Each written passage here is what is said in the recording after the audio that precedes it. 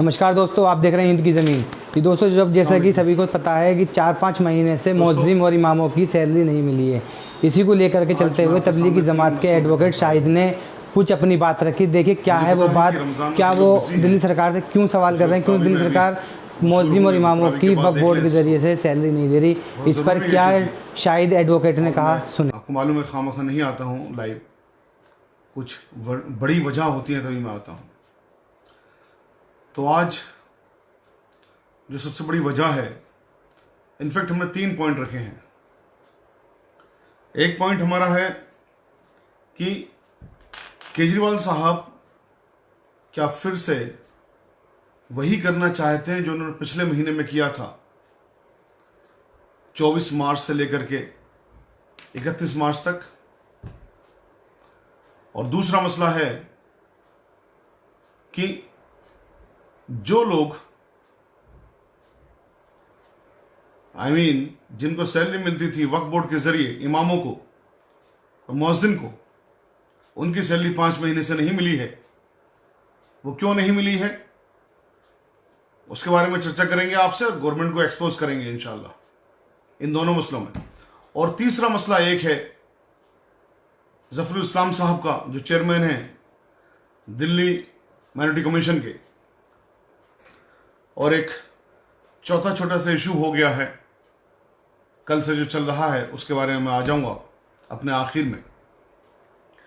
तो दोस्तों, सबसे पहला मसला तबलीगी जमात को लेकर है, या तबलीगी जमात के उन साथियों को लेकर है जिनको 31 तारीख को क्वारंटाइन किया गया था सुल्तानपुरी में। और क्वारंटाइन के बारे में जितनी नॉलेज मुझे है उतनी नॉलेज आपको भी होगी। टेलीविजन वगैरह रोज आए दिन सब लोग देखते हैं, तमाम मेडिकल बुलेटिन्स भी उस पर आते हैं कि शक की बुनियाद पर 14 दिन क्वारंटाइन रखा जाता है। और अगर कोई पॉजिटिव पाया गया तो जब तक वो नेगेटिव ना आ जाए तब तक उसका इलाज चलता है, और नेगेटिव आने के बाद में फिर उसको 14 दिन क्वारंटाइन रखा जाता है। यानी कि कोई केस अगर पॉजिटिव है तो उसकी बीमारी सही होने के बाद उसको 14 दिन क्वारंटाइन रखेंगे, और किसी को कोई बीमारी नहीं है उसको शक की बिना पर या वो किन्हीं लोगों के संपर्क में आया जिनको कि ये बीमारी है कोरोना वायरस, उनके संपर्क में आने की वजह से, हालांकि उनको नहीं है लेकिन उनको 14 दिन तक रखा जाएगा कि क्योंकि इसके सिम्टम्स काफी लेट आते हैं। तो 14 दिन का जो ये कार्यक्रम है, ये मेरे ख्याल एक वेल एस्टेब्लिश्ड है, इसमें कोई शक की गुंजाइश नहीं है। पिछले महीने आपको याद होगा जब मरकज के लोगों ने एप्लीकेशन दी एसडीएम साहब को और डीएम साहब को कि साहब यहां पर लोग हैं, इनको आप खाली करवाइए, मदद करिए, कर्फ्यू के पास दीजिए। वो कर्फ्यू के पास नहीं दिए गए थे। और उसके बाद में क्या किया था, फिर उसके 4 या 5 दिन बाद माहौल को इस कदर बना दिया गया, इस कदर बिगाड़ दिया गया कि उनके खिलाफ एफआईआर करवाई, तबलीगी जमात के खिलाफ एफआईआर करवाई, मौलाना साहब के खिलाफ एफआईआर करवाई।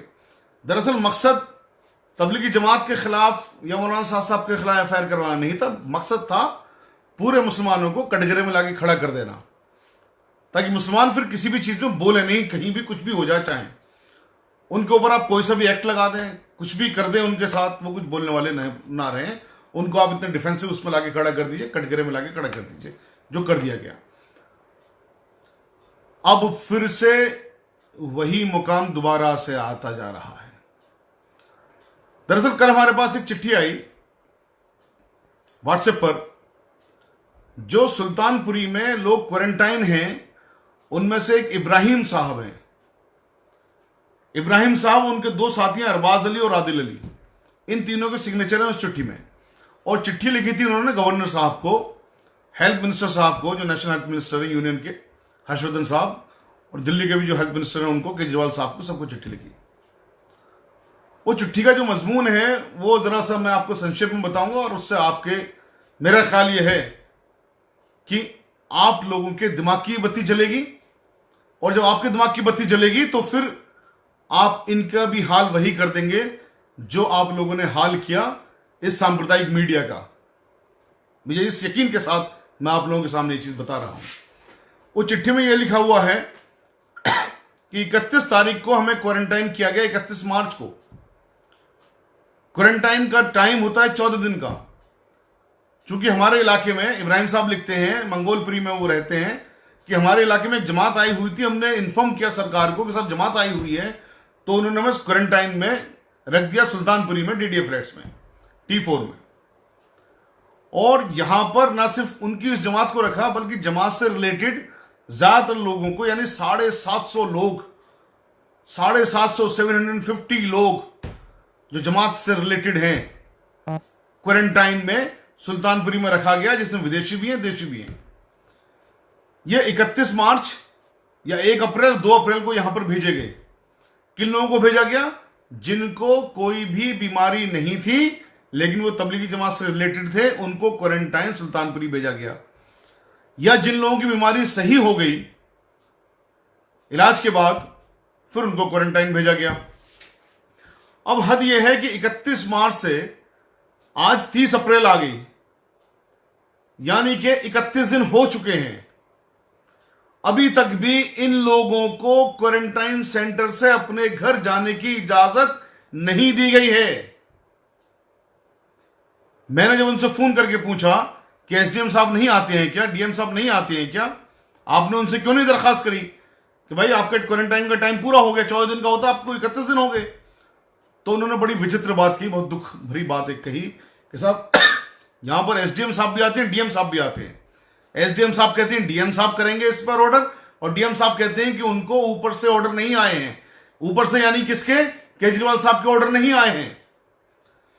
याद करो 24 और 25 मार्च को भी यही खेल खेला गया था। जब SDM साहब को एप्लीकेशन दी गई थी, SDM साहब ने कहा था DM साहब को दीजिए, DM साहब को एप्लीकेशन दी गई, DM साहब ने कहा कि साहब अभी हम गवर्नमेंट से ऑर्डर ले रहे हैं, तब कर्फ्यूबाज इशू करेंगे। आज फिर से वही चीज दोबारा से सामने लाके खड़ी कर दी गई है। 14 दिन का क्वारंटाइन पूरा हो चुका। जो 31 मार्च को गए उनको 31 दिन हो गए, जो 2 अप्रैल को गए उनको भी तकरीबन 29 दिन हो गए, जो 3 अप्रैल को गए उनको 28 दिन हो गए, और इसी तरह से, यानी कि 750 लोग जो वहां पर हैं, उनमें से ज्यादातर लोगों को 25 दिन से ज्यादा हो चुके हैं, मैक्सिमम लोगों को। फिर उनको अभी तक घर क्यों नहीं भेजा गया? आप उन्हें कैद में रखेंगे क्या? यह इलीगल डिटेंशन नहीं है? यह इलीगल डिटेंशन नहीं है क्या? केजरीवाल साहब और तुम्हें तमाम जिम्मेदार अथॉरिटीज से मैं बताना चाहता हूं कि यह सीधे सीधे से इलीगल डिटेंशन है, और इस इलीगल डिटेंशन में हमें मजबूरी में आपके खिलाफ केस करवाना पड़ेगा। खुदारा रमजान चल रहे हैं, ये लोग ठीक हो गए हैं, इन लोगों ने प्लाज्मा भी अपना दे दिया है अल्हम्दुलिल्लाह। अब इन्हें अपने घर जाने दीजिए, या फिर बताइए कि आपने किस वजह से रोका हुआ है, या फिर बताइए कि साहब क्वारंटाइन का टाइम 14 दिन नहीं 28 दिन है या 30 दिन है। कुछ तो बताइए ना। आप ऐसे तो नहीं रोक सकते कि नहीं साहब नहीं जाने देंगे बस। भाई कानून का मुल्क है ना ये आपका जो मन करेगा आप वो करेंगे। ये नहीं होने का है और ये हम होने नहीं देंगे। आपको बताना होगा कि आपने इनको इलीगल डिटेंशन में क्यों रखा हुआ है, वरना ऑनरेबल हाई कोर्ट जाएंगे, ऑनरेबल सुप्रीम कोर्ट जाएंगे, और उसमें फिर उसके जो भी नताइज निकलेंगे उसके जिम्मेदार भी आप ही होंगे। हम आपको चेता रहे हैं, हम आपसे रिक्वेस्ट कर रहे हैं आज कि खुदारा इन लोगों की अगर गलती नहीं है, इन लोगों की बीमारी ठीक हो गई है, ये लोग बीमार नहीं हैं, आपके पास तमाम डॉक्यूमेंट्स मौजूद हैं, तो इनको इनके घर जाने दीजिए। और अगर ये लोग अभी भी बीमार हैं तो आप बताइए कि वो जो रिपोर्ट्स उनके पास हैं, 3 बार उनकी कोरोना की रिपोर्ट नेगेटिव आ चुकी है, 3 बार। जब पहली बार आई तो कहा दोबारा आएगी तो भेजेंगे, दोबारा आई तो फिर कहा तिबारा आएगी तो भेजेंगे, तिबारा भी आ चुकी। कितनी बार आप क्वारंटाइन की रिपोर्ट्स लेंगे? दूसरी बात, आपने जो खेल खेला तबलीगी जमात को बदनाम करने का, लेकिन अल्लाह ताला कुरान में कहता है ना कि तुम जितनी चालाकियां करते हो, तुम अपने आप को जितना चालाक समझते हो करो, और मैं बेहतरीन चालाकी करने वाला हूं। तो अल्लाह ताला ने क्या किया? एक शेर के साथ मैं उस चीज़ को कहना चाहूँगा। उससे पहले मैं बता दूं कि देखिए, इन्हीं जमातियों ने जिनको रात दिन बदनाम किया गया, बुरा भला कहा गया, इनको तालिबानी कहा गया, इनको फिदायीन कहा गया, इनको आतंकवादी कहा गया, इनको जिहादी कहा गया, अल्लाह ने इन्हीं जमातियों के खून में वो चीज़ पैदा कर दी और हमारे साइंसदानों के दिमाग में वो चीज़ डाली कि इनके प्लाज्मा से जो लोग सही हुए हैं, हमारे लोग सही हो सकते हैं जो बीमार हैं। अल्हम्दुलिल्लाह वो सही हुए हैं और तमाम तबलीगी जमाती अपना प्लाज्मा दे रहे हैं जो भी इस बीमारी से बाहर आ गए हैं। तो तबलीगी जमातियों के लिए जिन लोग अपना प्लाज्मा दे रहे हैं, और केजरीवाल साहब जो आपने पूरे का पूरा एपिसोड किया, आप लोगों की सबकी नजर एक शेर है, सभी ने मुझ पे ही जब तोहमते वबा रख दी, सभी ने जब मुझ पे ही तोहमते वबा रख दी, तो मेरे खून में अल्लाह ने शिफा रख दी। अल्लाह अकबर। ये अल्लाह की शिफा रखी हुई है कि प्लाज्मा आज इन्हीं लोगों का लिया जा रहा है जिनको आप लोगों ने इल्जामात लगाए थे। अब मैं अपने दूसरे पहलू पर या दूसरे सब्जेक्ट पर, दूसरे इशू पर मैं आ रहा हूं। वो इशू है कि पिछले 5 महीने से दिल्ली में मौज़िन और इमामों को तनख्वाह नहीं दी गई है। देखिए, मौज़िन और इमामों को तनख्वाह वक्फ बोर्ड देने का काम करता है और वक्फ बोर्ड में तमाम पैसा वो आपका और हमारा है। वो हमारे बड़े बूढ़े अपनी ज़ायदादें छोड़ गए हैं और इतनी छोड़ गए हैं कि अगर मैं वक्फ की प्रॉपर्टियों को मार्केट वैल्यू में तब्दील करूं तो तकरीबन हर हिंदुस्तानी मुसलमान, चाहे वो अभी मां के पेट के अंदर ही क्यों ना हो, 50 रुपए की प्रॉपर्टी का मालिक है। तो तनख्वाह हमारे वक्फ बोर्ड से दी जाती है, किसी और से नहीं दी जाती है। केजरीवाल साहब फिर 5 महीने से तनख्वाह क्यों रोकी हुई है? कोई जवाब है इसका आपके पास? पहले आपने कहा कि इलेक्शन में बिजी हैं साहब, आपने नवंबर तक तनख्वाह दी, आपने उसका फायदा इलेक्शन में ले लिया आपने फायदा, ठीक है, लेकिन आपने इन तनख्वाह को रोक कैसे सकते हो? कल हमारी चेयरमैन साहब से बात हुई, जो भूतपूर्व चेयरमैन है अमानतुल्लाह साहब, उन्होंने बहुत क्लियरली कहा और बड़े साफ अल्फाजों में उन्होंने क्या कहा कि 14.5 करोड़ रुपया वक्फ बोर्ड के अकाउंट में है, तनख्वाहें दी जा सकती हैं, लेकिन तनख्वाहें नहीं दी गई हैं। उनके मुताबिक तनख्वाह नहीं दी गई हैं क्योंकि इस पर 3 लोगों के सिग्नेचर में से 2 लोगों के होने जरूरी हैं। 3 कौन? चेयरमैन, सीईओ और हिमाल अख्तर साहब जो कि मेंबर हैं दिल्ली वक्फ बोर्ड के। तो चेयरमैन साहब तो आजकल है नहीं, तो आउट ऑफ 3 में से कोई 2 भी अगर कर दें तो ये सैलरी रिलीज हो जाएगी। तो फिर एसएम अली साहब जो कि सीईओ हैं या हिमाल अख्तर साहब जो कि मेंबर हैं वक्फ बोर्ड के, वो इतने बड़े हो गए कि वो आपकी नहीं सुन रहे, सरकार की नहीं सुन रहे।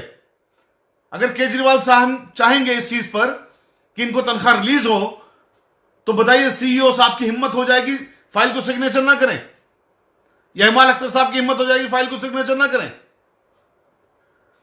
ये अपनी चीजें, अपनी गलतियां और अपनी खामियों का ठीकरा दूसरे पे फोड़ने वाली बात है।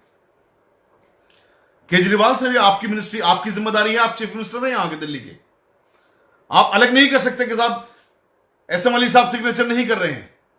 अरे एसएम अली साहब सिग्नेचर नहीं कर रहे हैं तो उनको सिग्नेचर करवाने के लिए आपके पास कुछ तो प्रावधान होंगे। पहले आप कहते थे एलजी साहब सिग्नेचर नहीं कर रहे हैं, अब आप कह रहे हैं ये एसएम अली साहब सिग्नेचर नहीं कर रहे हैं। या जो कैलाश गहलोत साहब है, कैलाश गहलोत साहब के पास में फाइल नहीं पहुंच रही है। अरे फाइल क्यों नहीं पहुंची कैलाश गहलोत साहब के पास में? अगर आप फाइल पहुंचाएंगे तो, क्योंकि आपकी इंटेंशंस नहीं है हमारा पैसा, हमारे बुजुर्गों का पैसा, वक्फ बोर्ड का पैसा हमारे इमामों को नहीं मिले, हमारे मौज़िन को नहीं मिले और हम चुप बैठे रहें, हम चुप बैठे रहें। मुझे अपने ऊपर लानत भेजने में इस वक्त मन कर रहा है कि हम लोग चुप बैठे हुए हैं इस बात को लेकर के। लॉकडाउन से हम बाहर नहीं जा सकते, लेकिन कम से कम हम सोशल मीडिया से तो कह सकते हैं, हम ऑनलाइन कंप्लेंट तो कर सकते हैं, हम ऑनलाइन पिटिशंस तो लिख सकते हैं। हम कुछ भी नहीं कर रहे हैं, हम कर क्या रहे हैं कि साहब एक एक्टर का, अच्छे एक्टर, इसमें कोई शक की बात नहीं है, बहुत अच्छे एक्टर है, उसका इंतकाल हो गया, पूरा सोशल मीडिया भरा हुआ है उनके लिए, और ये वही एक्टर हैं, मैं उनकी मौत से दुख हुई हूं, मैं खुद भी, अनडाउटेडली फिल्मी जगत का नुकसान है ये, मैं उनकी मौत को सेलिब्रेट नहीं करूंगा किसी भी कीमत पर, लेकिन मैं ये जरूर कहूंगा कि हम यानी हमारी कौम किन के लिए रो रही है 2 दिन से लगातार? ये वही इंसान हैं जिन्होंने रमजान को क्वेश्चन मार्क लगा दिया था, कहा था रमजान रखने की जरूरत नहीं है।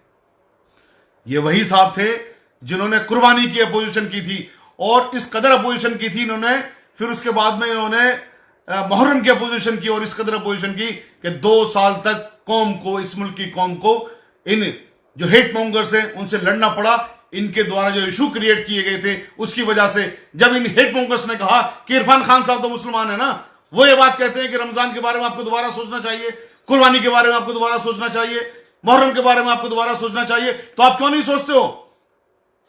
इन्हीं की बयान की वजह से फिर सुप्रीम कोर्ट तक में पिटीशन गई थी, हाई कोर्ट तक में पिटीशन गई थी, लेकिन हमारी कौम खड़ी हो जाती है उनके लिए ही। भाई 5 महीने से मौजिन को तनख्वाह नहीं मिल रही, हम नहीं बोल रहे।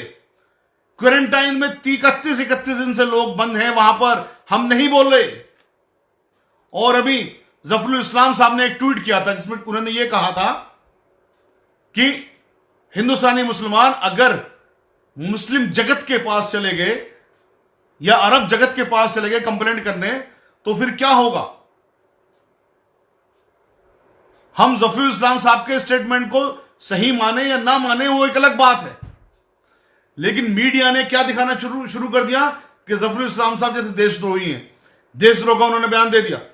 अरे यही जफरुल इस्लाम साहब हैं जो कि अरब में जाकर के खुद उन लोगों को बुरा भला बोल के आए थे, और हमारे मुल्क की हिफाजत के लिए, हमारे मुल्क के फख्र के लिए, हमारे मुल्क की इज्जत के लिए इन्होंने सब कुछ दांव पे लगा दिया था अपना। लेकिन जब मीडिया में पूरी तरह से दुष्प्रचार हो रहा है, जब मीडिया में रात दिन गालियां बकी जा रही हैं मुसलमानों को, तबलीगी जमात का बहाना लेकर के, हर आदमी का दिल रो रहा है। अगर उस इंसान ने कह दिया कि साहब ने उन्हीं को कंप्लेंट कर दी तो क्या होगा? क्योंकि एक मीडिया यह भी दिखा रही है कि अरब वर्ल्ड ने कुछ हेट मॉन्गर्स के खिलाफ जो वहां पर काम करते उनके खिलाफ एक्शन लिया। उस एक्शन के मद्देनजर अगर उन्होंने ये बात कर दी तो इस मुल्क का मुसलमान जफरुल इस्लाम साहब के लिए एक स्टेटमेंट नहीं लिख रहा, और इस मीडिया ने, जो हेट मॉन्गर्स हैं, इस सांप्रदायिक मीडिया ने बाकायदा डिबेट चलानी शुरू कर दी कि जफरुल इस्लाम साहब को क्यों नहीं हटा देना चाहिए, उनको क्यों नहीं बर्खास्त कर देना चाहिए केजरीवाल साहब ने, उनको फौरन चेक करना चाहिए, वो संवैधानिक पद पर कैसे रह सकते हैं। और हम सब लोग के होठ सिल चुके हैं, हम बोलने को तैयार नहीं है, क्योंकि हमारे पास फुर्सत नहीं है फिल्मी जगत के हीरो को या हीरो की असमय हुई मौत, दुखदाई मौत को रोने के अलावा। सबने जाना है इस दुनिया से, जो भी आया वो जाएगा, लेकिन जो लोग यहां पर दुनिया के अंदर मौजूद हैं उनके लिए कब लड़ेंगे आप? क्यों अपने हीरो को आप पहचानते नहीं हैं? हमारी आखिर इतनी ज्यादा याददाश्त इतनी ज्यादा बेकार क्यों हो गई है? हम सब कुछ भूल जाते हैं। तब सही तो कहते हैं फिर ये तमाम जो नेता करते हैं कि मुसलमान जाएंगे कहां इलेक्शन के वक्त, सारे वोट तो हमें ही देंगे। खुद दिल्ली में केजरीवाल साहब ने यह कहा था पुराने इलेक्शन से पहले कि मुसलमान जाएंगे कहां मेरे अलावा। तो क्या गलत करते हैं वो लोग? और फिर हमारे ऊपर जब जुल्म होता है तो फिर हम लोग इस चीज का रोना क्यों रोते हैं? हमारे पास जुल्म हो रहा है, हमारे पास जुल्म हो रहा है। जब हम अपने असली हीरो को पहचानेंगे नहीं, जिस जफरुल इस्लाम ने लगातार आवाजें उठाई, मैं उनका व्यक्तिगत तौर से बहुत खिलाफ हूं, लेकिन उस इंसान ने आवाज उठाई एक चेयरमैन होने के नाते, जब परवेश वर्मा ने कहा कि दिल्ली की तमाम मस्जिदें या ज्यादातर मस्जिदें इल्लीगल हैं, उनको तोड़ देना चाहिए। इन्हीं जफरुल इस्लाम साहब ने बाकायदा सर्वे करवाया और यह कहा एक भी मस्जिद इल्लीगल नहीं है। जब खिड़की मस्जिद की बात हुई कि खिड़की मस्जिद नहीं है बल्कि राणा प्रताप का है, किसी प्रताप का किला है, तो इन्हीं जफरुल इस्लाम साहब ने इस पर सो मोटो एक्शन लेकर के इंक्वायरी करी और ये कहा